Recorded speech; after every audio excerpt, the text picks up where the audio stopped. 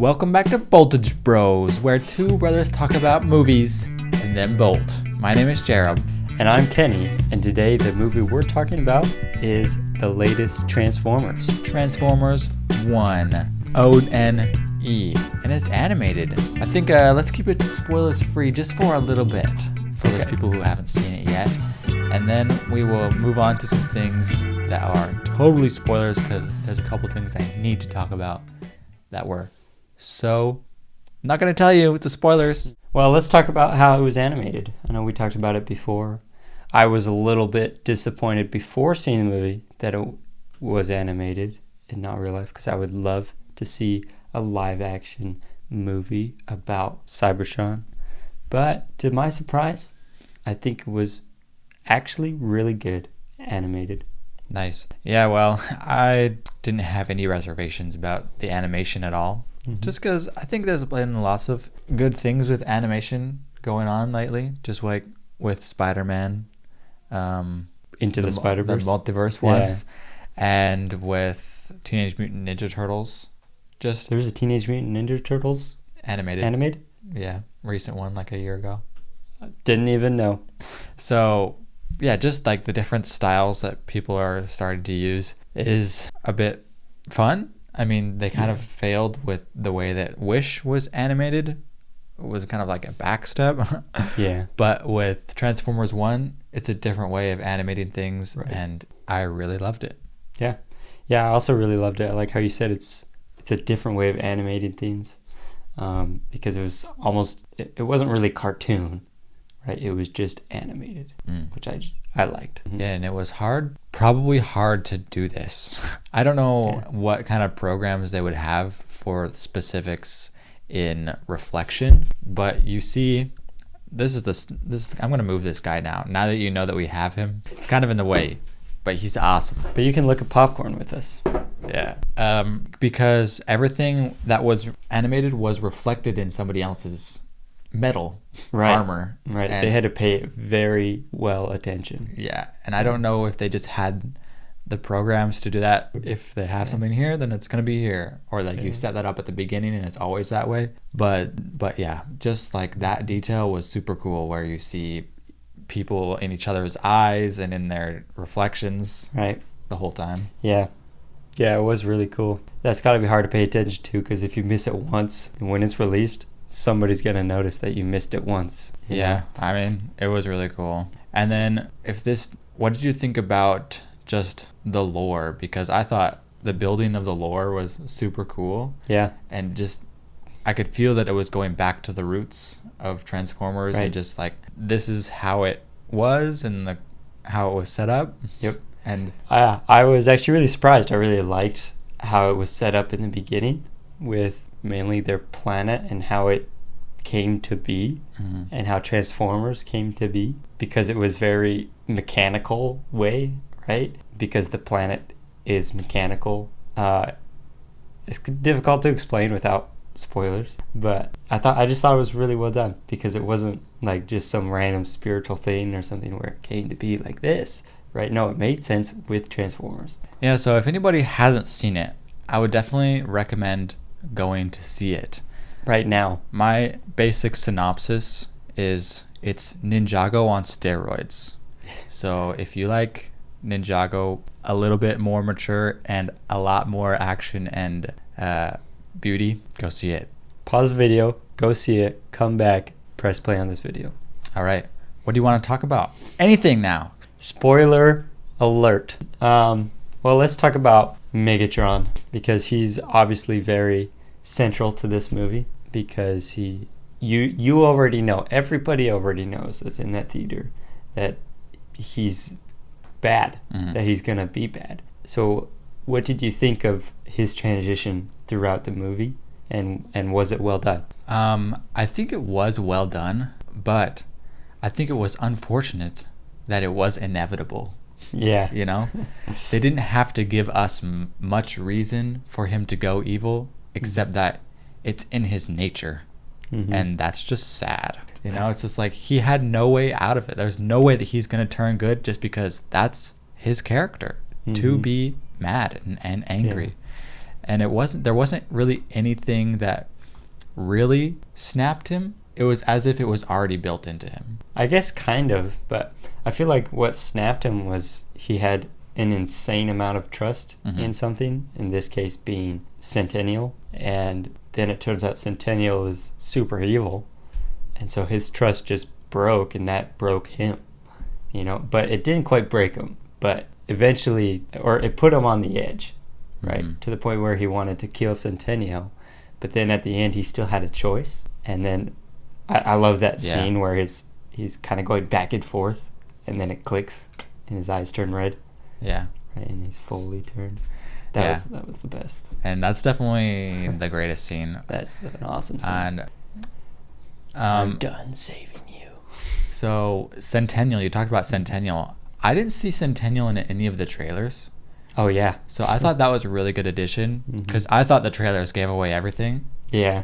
I thought they were just showing, it's a battle between Megatron and Optimus Prime, and it's pretty obvious of what's going to happen. But adding the whole thing of Centennial, I didn't know that was going to be in there at all. Yeah, me neither. So, and that added for some really cool moments. This movie was more violent than I thought it was going to be. Yeah. Just like the straight up murders. Right. And because it's animated and not PG-13. And they're robots. It's not going to cut away. Yeah. So you see people get split in half. Yeah. Like, that was crazy. My mind was crazy. blown when that happened. I was like, my mouth was literally open. I was like, that was crazy. Yeah. That could be the thumbnail right there. Okay. Yeah. Yeah, it was insane, but it was really good. It added to the effect of it so well. The impact of it, I should say. So I really enjoyed it. Yeah, and just that final moment when he splits him in half and Optimus Prime is falling down into the center of the earth, and they're both going back and forth and showing their transition. Right. And then they both get a new name, which I think that moment was super powerful just because of the way that it was going back and forth. Right. But also it showed that Megatron chose his name. Yeah. And Optimus Prime was given his name. Which was just powerful if you think about it. Right. Yeah, no, I 100% agree. And both times it was really impactful because you're waiting for that. The audience is waiting for that. You already know he's Megatron and you know he's Optimus Prime. But they're not being called that. And you don't know why and you don't know when they're going to be called that. And so it's almost more... It is more impactful because you already know the names, and you know what they mean because you've seen them in other movies where that name is used for certain actions and leaderships, right? And so then when they're given the name, you understand the importance of that name, or in this case, created the name Megatron. Yeah. I got distracted, but I had something to say. Well, let's talk about, if you want, unless you think of it. Okay. That scene then with Megatron and Optimus Prime, or they're not called that yet, but Optimus Prime jumps in front of the shot to kill Centennial and is about to fall off the edge, and Megatron grabs him. It's like, why would you do that? And he's almost like glitching back and forth between yellow eyes and red eyes, right? And then suddenly just locks in. Yeah. And then, I'm done saving. Yeah. Right? That was super perfect. I don't think they could have done much better in that scenario to make it more impactful because we already knew, right, that both were going to be enemies. I think that was the perfect way to do it and the most emotional way to do it, considering the situation. Yeah, and definitely. My mouth was open from the point where Optimus Prime jumped in and got shot all the way until the names were given. Right. Just that was like the perfect scene to hold it all together. And that is the reason to go to the movie. Yeah. Is that scene. Right. And it only works because the movie's good. Yeah. And it builds up to that. Right. And you see it coming. You're promised it. I thought that it was going to be more than one movie, potentially. Yeah. I thought that they wouldn't get their names in this movie. I thought that this would be the number one and they would keep going. As soon as the movie ended, I was like, I want more. Yeah. Give me a Transformers 2. Right. I agree. I was actually just thinking that. I was like, when the movie ended, I also was like, I want more. I think, is there a second one? I actually went home and looked up, are they planning a Transformers 2? Mm-hmm. Which Google didn't understand and was like, there already is one. But what I like that they didn't have a scene at the end that was implying a second one, like super upfront. Right. Right? It just ended. This is the end of the movie. Right. Yes, Megatron is still alive, but you guys already knew that. Yeah. Right? So there could be a second one, or there could not be. And I like that they weren't focused on making the end have a second one like a lot of movies do now. Right. Mm-hmm. And it fits into the movies that have already been made as well. Right. And part of me thought and wanted the credits to happen right after they're given their names. You know? Oh, yeah. They're given their names, credits. And it's Yeah. like, to be continued. Oh, you know? that would have actually hit hard. Then second movie, giant battle between them two. Yeah. Which would have been awesome. That would have been awesome. Because it does make you question, though, because you do know that they lose Optimus Prime in his game, according to the real-life movies. Maybe it's going to be different in the animated, right? Because in Bumblebee, the very beginning, I guess you haven't seen Bumblebee, Mm-mm. but the very beginning is like a flashback to Bumblebee and Optimus Prime on Cybertron fighting for their world, and they lose, so they're trying to escape. Okay. And that's how Bumblebee ends up on Earth, and eventually all of them do, because Megatron and his lackeys or whatever are the ones taking over. Okay, that makes sense. Well, speaking of Bumblebee, and what did they name Scarlett Johansson's character? I forget. I don't know if she's been part of the lore before. I don't know either. Is she a new character? I was trying to figure that out. I think I remember her in the cartoons. I felt like she was completely... I remember there was an ambulance guy, and he wasn't in this one. And then I think there was her as well, but I don't remember her specifically. Yeah. Bumblebee is just the one that stands out always in all the Obviously. movies. But both of them, Bumblebee and Scarlett Johansson's character, were really awesome and fit into the story pretty well. And there was a point where I was like, okay, we're not really getting a lot of Scarlett Johansson's character. Yeah. And then she just has a moment. So like when I was thinking that, I was like, okay, we haven't been to her character in a while. There's not really much for her to do. And then she gives a speech to Optimus Prime, telling him that she's better than him, you know? Yeah. And kind of gives him a motivational speech. Right. And like that was just the perfect speech to just give her character her purpose. Yeah.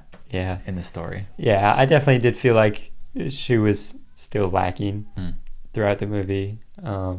Especially just like it felt a little bit forced to get her there with the group on the surface. A little. So, and I didn't really enjoy her character or her purpose for most of the movie. It was a little flat. Right. I think she just didn't feel that important. Honestly, it could have just been Megatron and Optimus Prime, and I probably would have been okay. Yeah, her character was a little flat, but it just added to that general theme so that kids could understand that this is about breaking the protocol. Right. You know, like that's the Ninjago on steroids I'm talking about. Yeah. It's like, yeah. you know? Yeah. So. And Bumblebee almost felt like he was just there for comedic relief, which I didn't mind. It was funny. He was really funny. But character-wise, I mean, he just stayed funny. Yeah. He didn't have like an arc. That's true. Yeah. He just was like, I'm funny at the beginning. I talk to people that aren't alive. And at the end, I'm still funny. I have knife hands. Yeah. Yeah. And they kept bringing that one joke back over and over and over, Right. which I thought was hilarious. Like, they're just going to bring it back, and then you think it's over. And then they bring it back at the end again. Yeah. It's just like, oh my gosh. Yeah, It's funny. It's grown on me in the moment of it. I got a little bored with it, but after, when I think about it, Yeah. that was kind of funny. It's kind of hilarious. Like, it's just the perfect timing to bring it back where it's like, really? You brought it back? That's hilarious. Yeah. It was good. Okay. Any other thoughts about the movie? Yeah, I thought the pacing was a little bit off. The movie was much shorter than I felt it was. I thought it was way longer. Just because we had the race at the beginning, Mm-hmm. I think that made it feel a little bit too long for me. Okay. The race was not really needed. Yeah. It was more for fun. And I had this trouble when I watched Doctor Strange in the theater. I couldn't tell what was going on. I think if I watched this movie at home a little bit further away from the screen, I think I would enjoy the animation in that scene a little bit more. Yeah. Just because the animation's so fast Yeah. in this movie, in Transformers 1. It's just one thing to the next. You know, not really any slow motions. Mm-hmm. It's just really fast. So I would like to watch it again on a smaller screen to really see what's going on. What they're doing. Yeah. Yeah. So the race scene I didn't really enjoy for that reason, just Yeah. because it was really fast and I couldn't tell exactly what was going on. Yeah. I guess the point of it was to get them down to level 50, but that was it. I mean, they could have done that as soon as they did at the beginning when they tried to save someone out of the cave. Right. Like, Yeah. but it's a Transformers animated movie. We need a race. Right. So, Yeah. Which I did enjoy the race. yeah. He almost did win. And then Starscream.